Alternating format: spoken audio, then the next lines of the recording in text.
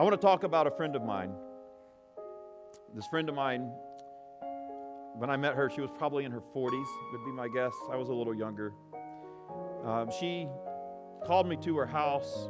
Joy and I went over there to meet with her, and she was really struggling with a sermon that she had heard in the previous Sunday, that God loved her, that God had died for her, and that God would forgive her of her sins.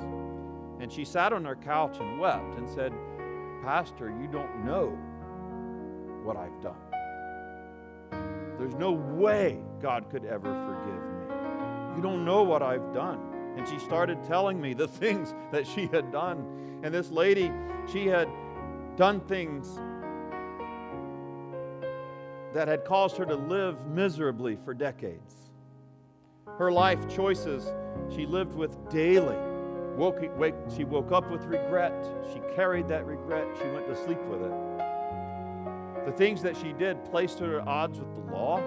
She had spent time incarcerated because of the things that she had done. She had made choices that had damaged other people's lives severely, had ostracized her from her family, and she lived with that guilt and could not believe that God could love her. I shared many verses with her, but I shared this one, Romans 5:8.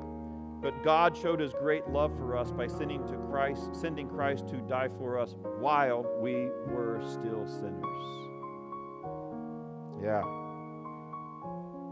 I left her weeping on her couch. She couldn't believe it. She couldn't believe it. About 4 hours later at night, I was getting ready for bed. My phone rang. I answered the phone, and this joyous voice that I hardly recognized was proclaiming through the phone, "He's forgiven me."